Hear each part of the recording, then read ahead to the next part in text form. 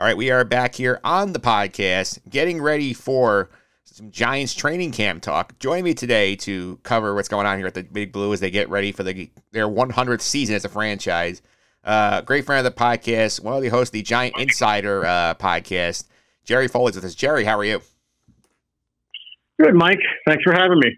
Yeah, thanks for coming on here. I want to get settled in here. So, from your perspective here, what do you feel like are the biggest headlines for the Giants right now as they head to training camp? Well, the biggest headline, unfortunately, until they fix it, is, two things, I think. One is Daniel Jones, the guy. Sixth year of trying to answer that question. And two, can they fix the offensive line so that this offense can function? And if those two things work out, then the Giants can have a successful season for the most part. If they don't, then it's going to be I kind of think it's going to be a 6-win, 7-win team at best. But, this is it. This is the fork in the road, if you will, for Daniel Jones and the Giants. Like, if it's not this year, it's never going to happen. So, yeah, obviously, all eyes are on Daniel Jones heading into camp here. The Giants didn't take quarterback in this draft. They brought Drew Lock in to replace Tyrod Taylor as the backup here. Obviously, coming off the knee injury is a big concern here. Like, how has Jones looked so far in camp? Well, according to Chris, he looks great. He looks, as far as like mobility, he looks good. I mean, he's shaking off the rust, but. It's funny. You're looking at these videos from camp, and you're seeing him hit these long bombs, and you're seeing him miss here and there. And was it because of a pass rush? Did Brian Burns beat Andrew Thomas really badly? Chris just reported, right? And Jones missed a wide open Wan'Dale Robinson, and it's just there is no more polarizing figure with the Giants, especially right now, than Daniel Jones. So, there are those who say if he misses a guy, it's because of this or that. And or the other, they'll say if he misses a guy, it's because maybe he was rushed. And then the Jones haters will say, no, it's because he stinks. What Chris tries to do and what we try to do is report and honestly, right? So it's just, right now he looks mobile, but until he's in live action, it's hard to gauge how he's going to handle it, right? How he's going to handle the rush. And remember, last year the offensive line was terrible, but when he had time, he still struggled. So until we get to the live games, it's just going to be a huge question mark. But the knee, at least, right? The knee looks good from a mobility standpoint.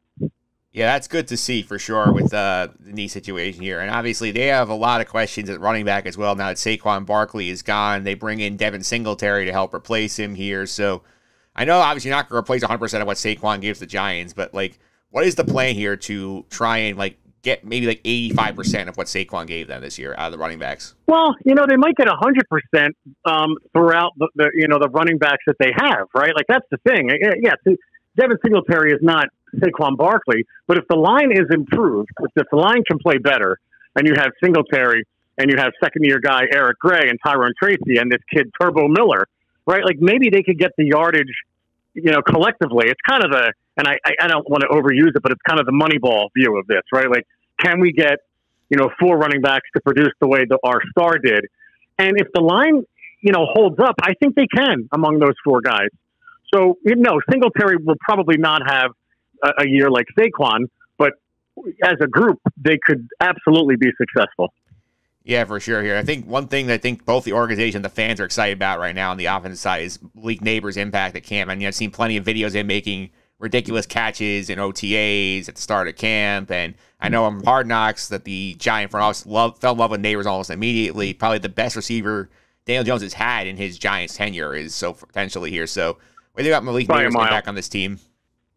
Yeah, by a mile. He's a bona fide one, right? It's not only that he's going to produce, he's going to open things up for everyone else. Like Jalen Hyatt and Wan'Dale Robinson will benefit the most. I mean, Darius Slayton's going to be pretty steady, but the coverage that Nabers is going to require from teams' best corners, right? Maybe as time goes on, being double covered at times, right? So it's going to be Wan'Dale Robinson and Hyatt that really benefit from it. And look, Wan'Dale Robinson being really being completely healthy now, that's going to be huge.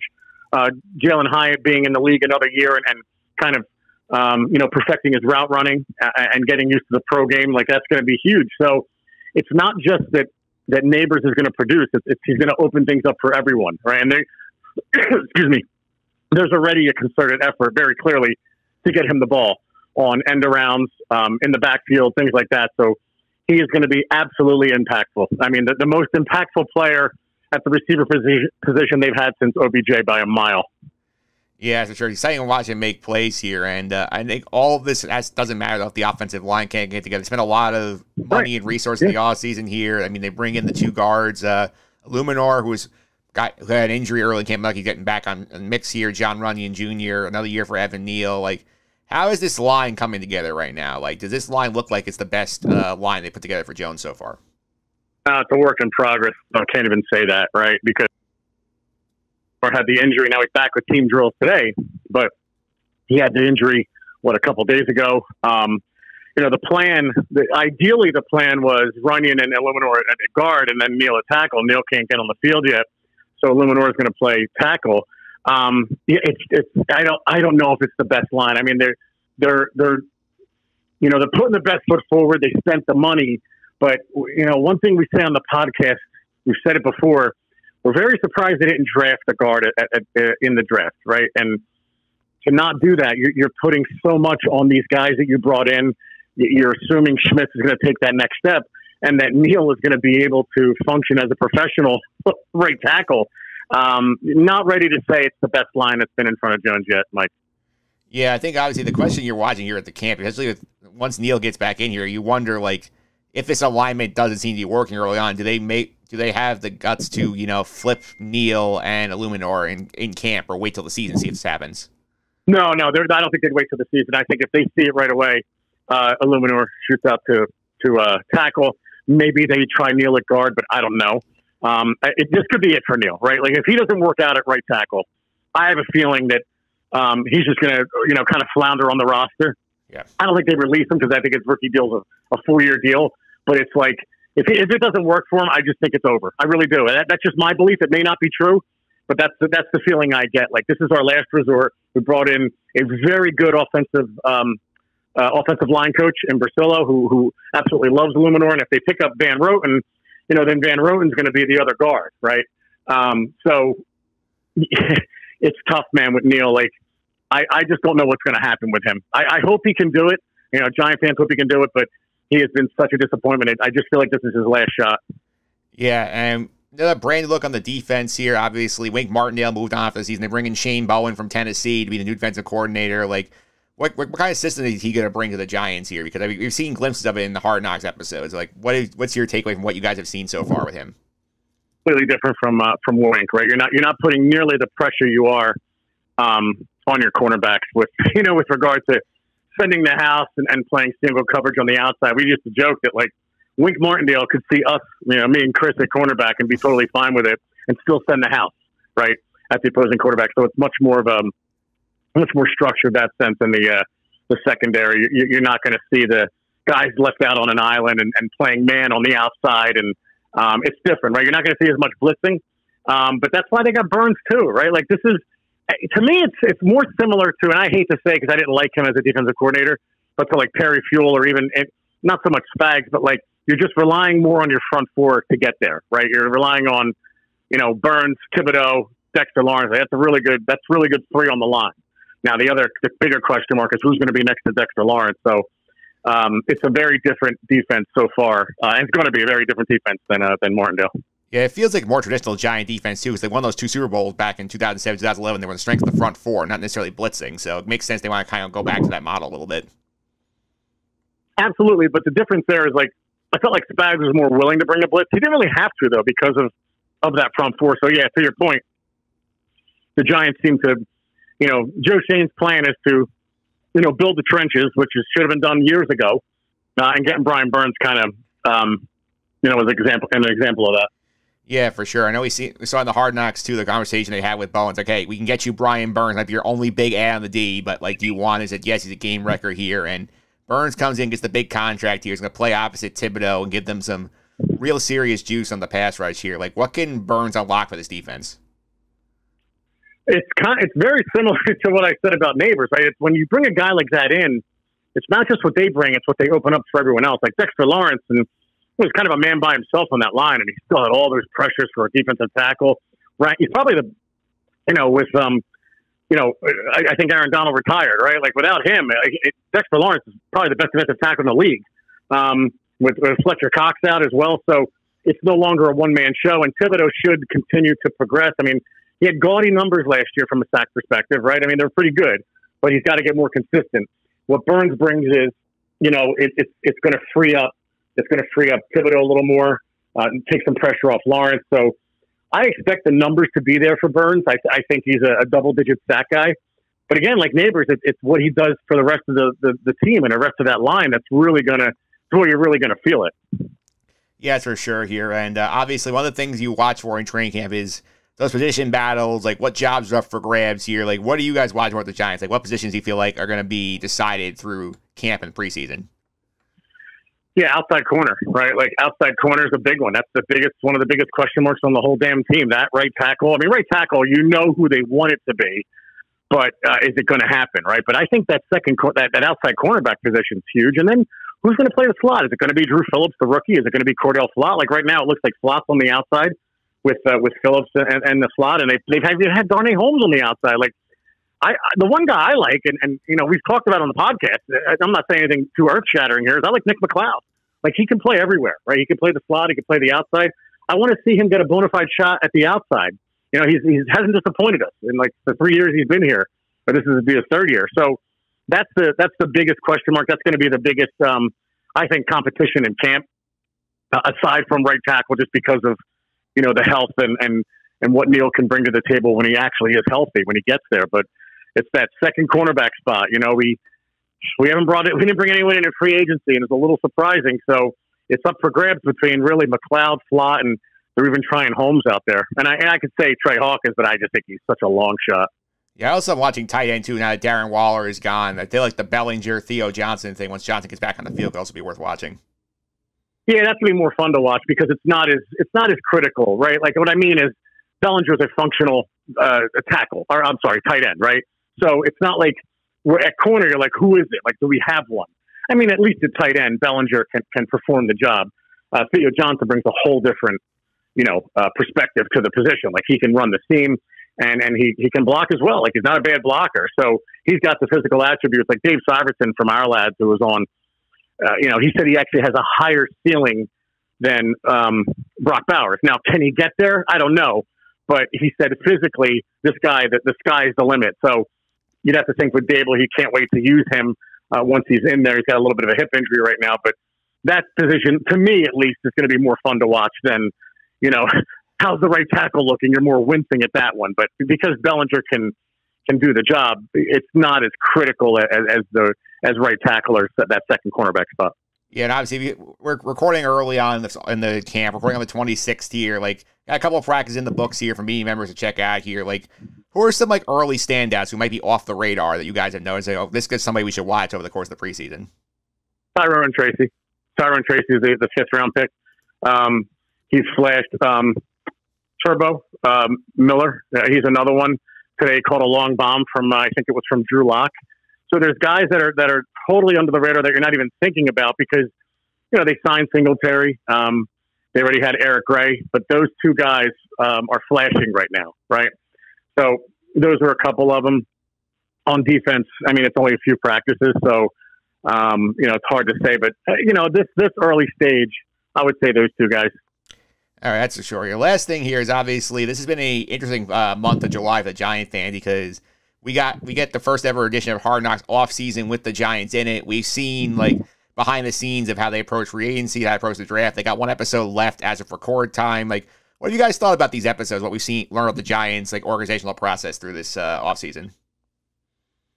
How much they're showing. Now, again, it is edited, but surprised at what they're showing, and the relationship between Mara, Shane, and Dable is very interesting.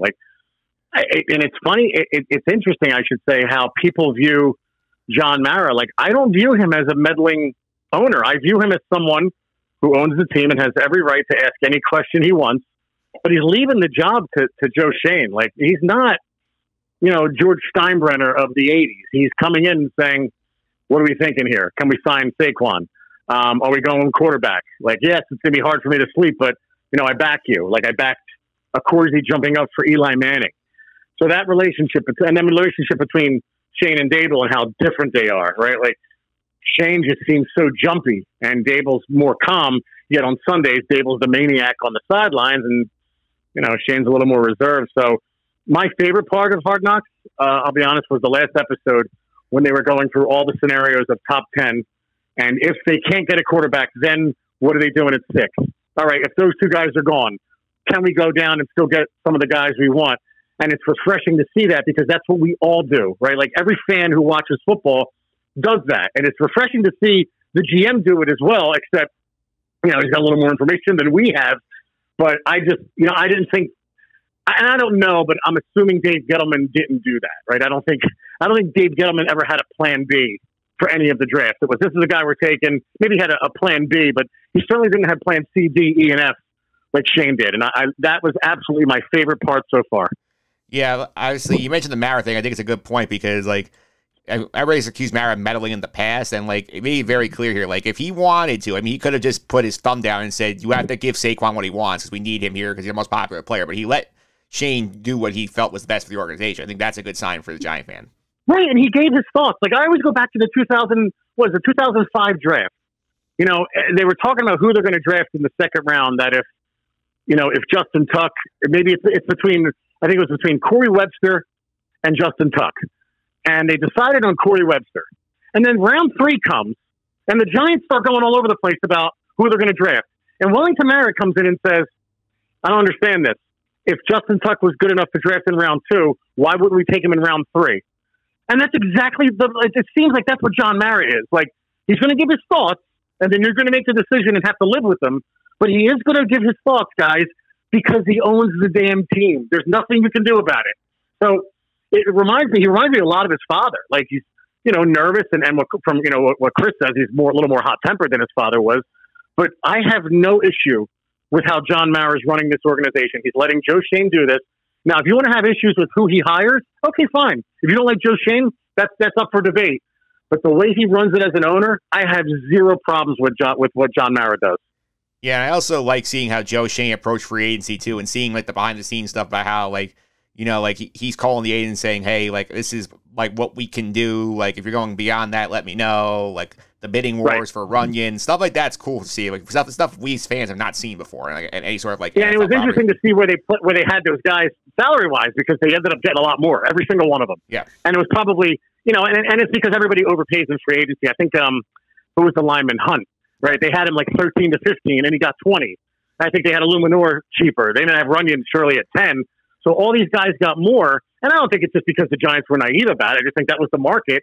And then once teams really need something, they overpay all the time. It's like just like a quarterback. Like you're going to give Daniel Jones $40 million.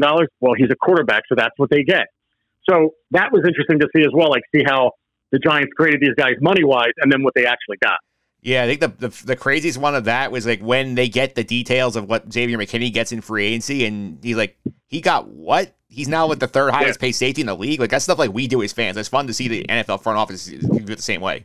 Yeah, right, because they don't know either. But it's funny. I actually I wasn't surprised to see Xavier McKinney get that. That's the only guy I nailed right. I'm like, he's going to cost a bundle to keep, right? Because he's a playmaker and he's young, and someone's going to take a chance on him. So I wasn't that surprised to see that. But with the other ones, it's the same thing. It's like, oh my God, how much are we paying for this? Like, even when Runyon got his contract, it was like, I think we had to outbid the Jets for his services. And, we laugh because they say, the relationship with Aaron Rodgers or Hackett, that means a lot to them. No, it doesn't. It's always money, guys. It's always money. That's what it always comes down to. But yeah, I mean, I said, I love this Hard Knocks so much more than the training camp Hard Knocks. And I would watch this if it was Eagles, Dallas, Washington, Browns, Bengals. Like the thought process of GMs, their scouts, and what goes into it, to me, is way more interesting than play on the field in training camp. It's been done so many times. Yeah, I give credit to the Giants too because I know teams get the final cut on their Hard Knocks edit. I know we saw it with the Jets last year during the training camp one where they wouldn't show guys getting cut; they would show guys making the team instead. The Giants had opportunity to make themselves look like good stuff in there and made them have questions about like their operating process. They left the stuff in there and like bury some stuff, make themselves look better.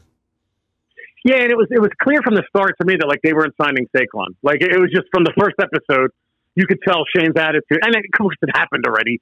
But Shane's attitude was kind of like, well, we offered him the deal 2 years, last year, and he didn't take it. So we're not paying this. We're only going to pay this much. And what cracks me up is the shit, that the Giants are getting for not signing a guy that they got murdered for drafting 2 overall. Like, you can't have it both ways, guys. Either they shouldn't have drafted him or they should sign him. Like, it's unbelievable. So to me, it shows the hypocrisy, or I shouldn't even say hypocrisy. It's just people wanting clicks and saying things just to say them and not really thinking about, like, wait a minute, you killed the Giants for taking him at pick 2.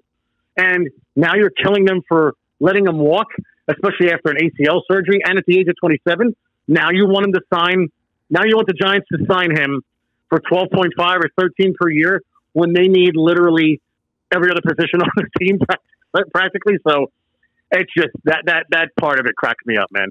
Yeah, it does. And I'm recording before the last episode airs here, so I'm interested to see, like, they cut it right before the draft itself, and we were teased with getting phone calls on the clock. I know they teased the Jets calling them to try and trade up. I'm very interested to see, like, we know they would cover the New England trade angle. It sort of basically was dead before the draft even started here. I'm excited to see, like, what kinds of calls they were getting during the draft and, like, what made them say like what would have tempted them to get off the Nabers picking when Shane clearly said, like, if he's there, we turn the card in. And that was refreshing too, right? Like, because we said before the draft, like, the Jets, I think who had 11 and 23? Was it the Vikings? Yeah, I'm not to put you on the spot. Yeah, it was the Vikings. And what did the Jets have? The Jets were sitting at 10. Okay, so that's the thing. I think we were saying, like, if the Vikings wanted to trade up 11 and 23, would you do it at 6? And I was saying, yeah, because I think you could still get Brock Bowers. And it's just hilarious that they were saying that. Like, that was not that scenario, but they were saying, if we trade down to 10, we could still get Brock Bowers. Like, we'll get Brock Bowers or a Dunze based on the fact that Tennessee's taking a tackle and we think the Chargers taking a tackle. And by the way, I love that John Mara jumped in and said, the Chargers may take a wide receiver. That means he's paying attention. Like, that's an owner that's in tune with what other teams are doing. But anyway, that is going to be interesting to see what trades, what were they offering?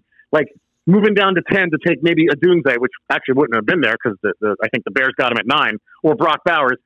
In your mind, is it worth taking Brock Bowers at 10 and getting an additional 3rd and 4th and maybe getting a corner or getting a guard or 2 guards or whatever instead of taking Nabers? So, again, it's all hindsight, but it will be interesting to see what was offered and what Shane actually turned down. Because I think it was, if Nabers is there, that's their guy. Like, they clearly, Zabel fell in love with Nabers. And I didn't love the pick just because I would have rather traded down and gotten more assets. But, the early results being what they are with Malik Nabers, I'm not complaining, right? But I can't wait to see that. That last episode, this series should go 14 episodes instead of 5, but unfortunately it's only 5, so I can't wait for that 5th one. Yeah, I can't wait either.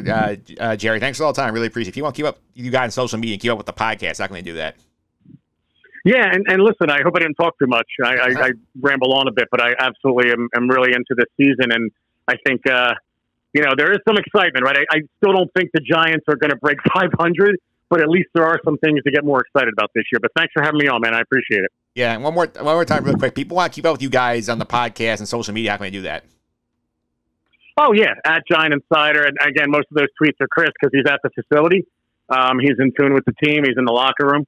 And then, our podcast is on every major platform. And we finally got a YouTube channel last year and starting to take off a bit. We're getting more and more subscriptions. So if you can, guys, subscribe to our YouTube channel. It's free. And you'll get updates from us when we have videos. We're going to put more and more videos. I'll be doing more watch parties this year, which people seem to like. So, we're on pretty much every platform now. All right. Sounds good, Jerry. Thanks for all the time. Really appreciate it. All right, Mike. Take care, buddy.